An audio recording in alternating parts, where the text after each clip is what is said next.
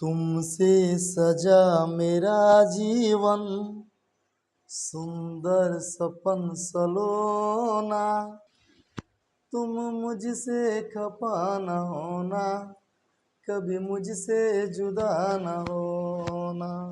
Hello दोस्तों, आपके अपने यूट्यूब चैनल मैं सुल्फ का स्वागत है। मैं हूं सुन कुमार गुप्ता और आप लोग के बीच 10th क्लास का यानी दो चर वाले रैखिक समीकरण का एक ऐसे क्वेश्चन को लेकर आया हूं जो कि बहुत ही बेहतरीन हुआ। तो चलिए इस क्वेश्चन को हम लोग देखेंगे। अभी जो है हम लोग जो भी क्वेश्चन पढ़ रहे हैं एक एक करके बेसिक जानकारियों के लिए हम लोग पढ़ रहे हैं। जब हमारा सितंबर माह जब बीतेगा, अक्टूबर जब बीतेगा तो अक्टूबर से वही क्वेश्चन हम लोग जानेंगे जो एग्जाम लेवल का हो। लेकिन अभी जो है हम लोग के पास टाइम है, तो जो भी क्वेश्चन हम लोग जानेंगे जानकारी के लिए, क्योंकि जानकारी हम लोग के अंदर रहेगा तभी हम लोग कुछ कर पाएंगे।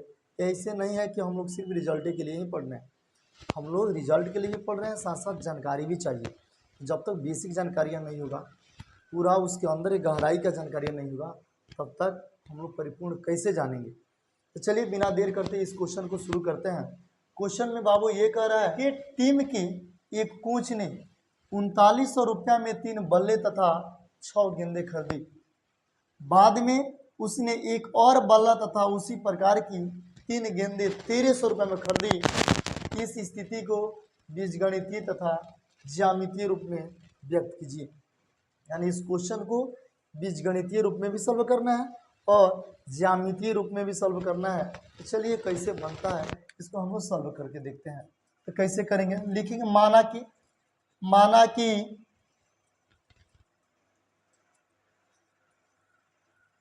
माना कि बल्ले x तथा गेंदे y है। लिख देते हैं बाई क्वेश्चन मीन्स होता है प्रश्नानुसार। बाई क्वेश्चन मीन्स प्रश्नानुसार, यानी हम लोग प्रश्न को पढ़ रहे हैं, आगे की ओर बढ़ रहे हैं। ऐसे लैंग्वेज लिखेंगे तो बहुत लंबा होगा, लेकिन हमने जब मान लिया प्रश्नानुसार लिख दिया, तब जो है क्वेश्चन को पढ़ते हुए आगे हम लोग बढ़ जाएंगे। तो क्या हो जाएगा, यानी 3900 रुपये में 3 बल्ले खरीदा है, 6 गेंदे खरीदा है।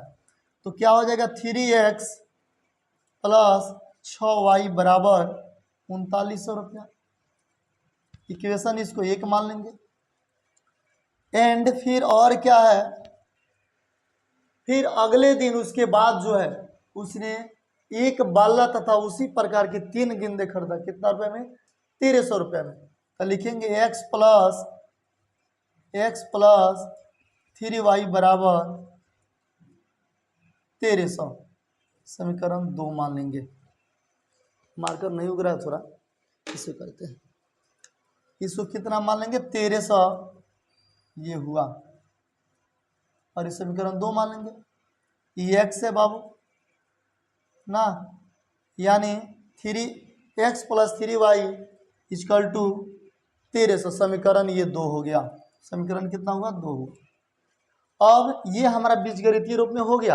अब क्या करेंगे, इसका ज्यामितीय रूप दिखाना है, यानी ग्राफ बना के दिखाना है।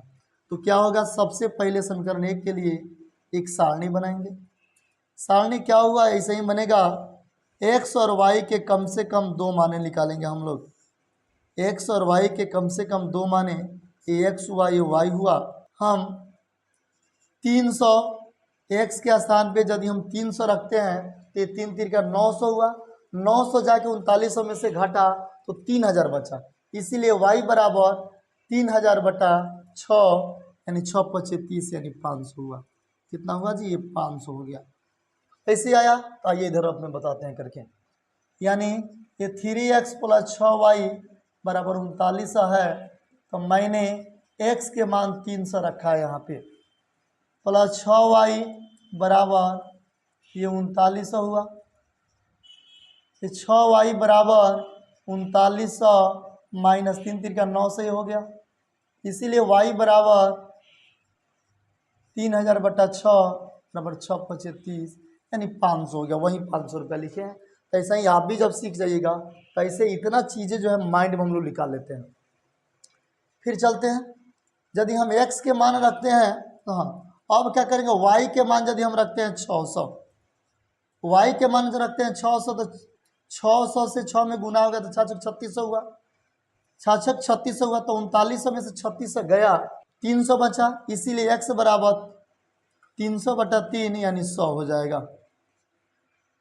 300/3 यानी 100 मर्द में कट जाएगा। इस समीकरण के लिए बनाते हैं समीकरण 2 के लिए सारणी।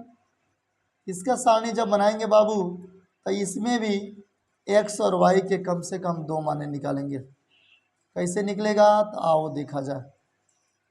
ये x मान लेते हैं, ये y हुआ। x के मान मैंने रखा 400, x के मान रखा 400, तो बराबर के उस साइड जाएगा तो माइनस हो जाएगा, यानी 1300 - 400 बराबर 900। इसीलिए y बराबर 900/3 यानी 3 3 का 9 हो गया 300। फिर यदि y के मान हम रखते हैं, हमने रखा 200, तो 200 से 3 में गुना होगा तो 2 3 600 हुआ। 600 जाके इधर घटेगा तो 1300 में से 600 गया यानी 700 बचा, तो x मान कितना हो गया 700। यानी हम लोग जो है समीकरण 1 और समीकरण 2 का सारणी बना लिए। तो अब बाबू ग्राफ बनाएंगे। ये कैसे, तो यहाँ पे ऐसे ग्राफ बनेगा, ग्राफ इसी टाइप से बनेगा। इसको ऐसे कर लेंगे, लिखेंगे x अक्ष, ये क्या हो गया x अक्ष, इसको x डैश अक्ष बोलते हैं, x डैश अक्ष। ये हुआ y अक्ष, नीचे जो हुआ y डैश अक्ष हुआ, y डैश अक्ष हो गया। अब जहां एक दूसरे को प्रतिच्छेद करती है उसे हम लोग मूल बिंदु कहते हैं, यानी 0 0 होता है, यानी उसका मूल बिंदु का निर्देशांक जो होता है 0 0 होता है। मूल बिंदु से दाहिने की ओर जब जाते हैं तो सब पॉजिटिव होता है, यानी एक्स अक्ष की ओर, तो 1 2 3 4 5 6 7 700 तक जाएंगे, 7 तक इसलिए क्योंकि 700 अधिक से अधिक है, 100 का अंतराल ले लेते हैं। ये हो गया 100 200 300 400 500 600 और ये 700 हुआ।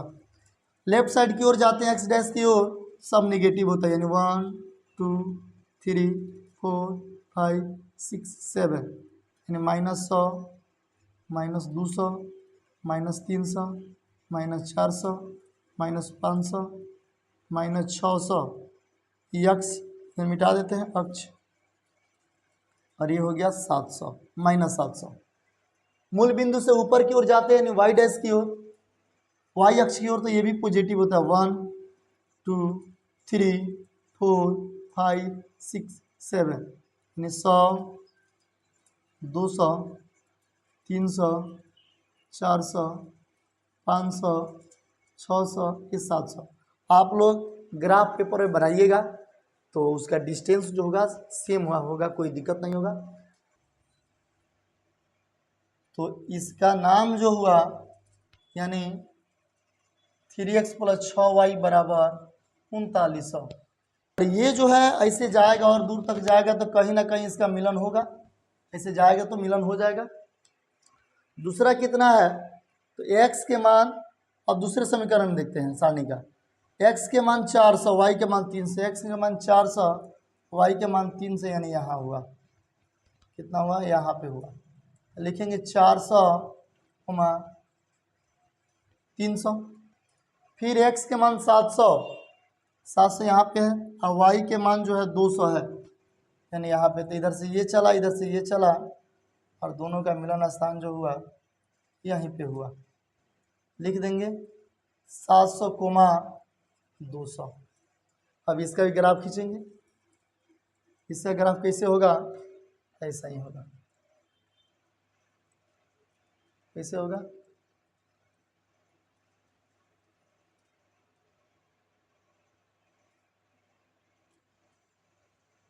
इसका ग्राफ जो है